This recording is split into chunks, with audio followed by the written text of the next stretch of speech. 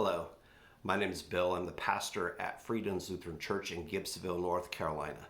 Thank you. Thank you for spending this time in devotion with me. This morning, I was thinking about the proverb. It's Proverbs chapter 3, verses 5 and 6. Trust in the Lord with all your heart and do not rely on your own understanding. In all of your ways, acknowledge him, and he will make your path straight.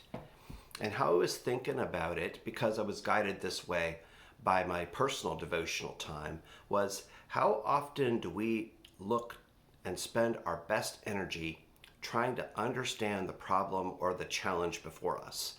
And there's nothing wrong with that from the standpoint of looking to diagnose the problem accurately and thinking about all the different ways that we could solve it.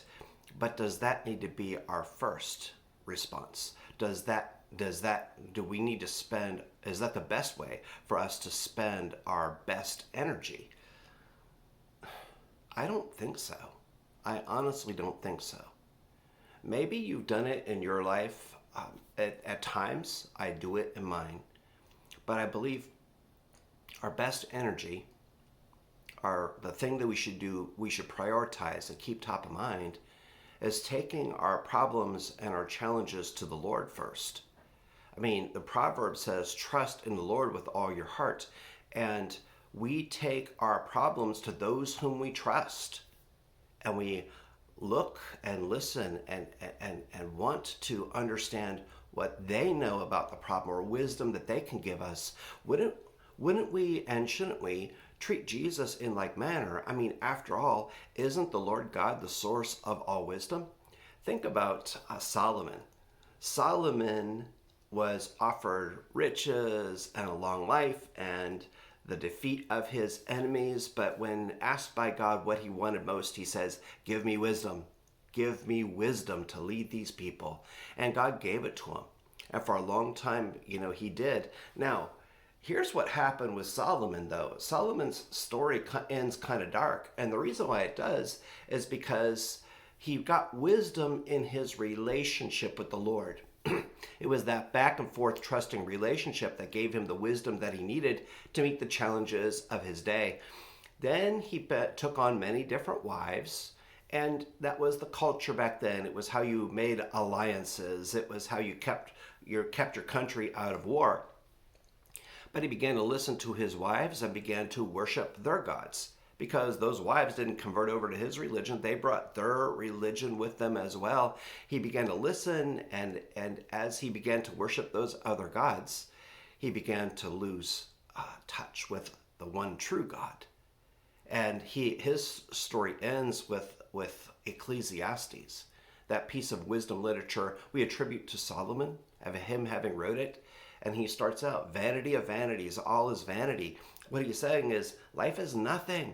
Life is vapor. Life is mist. Leads him to a kind of despair.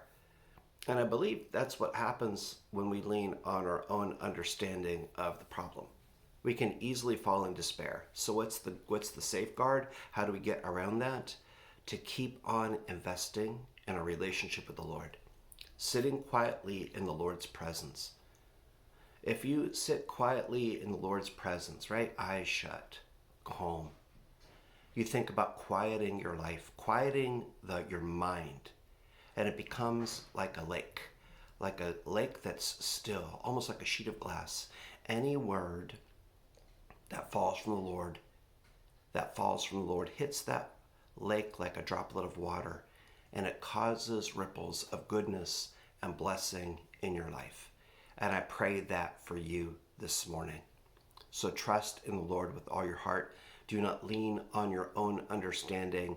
In all of your ways, acknowledge him, and the Lord will make your path straight. Thank you for joining me in this time of devotion. I pray you are abundantly blessed today.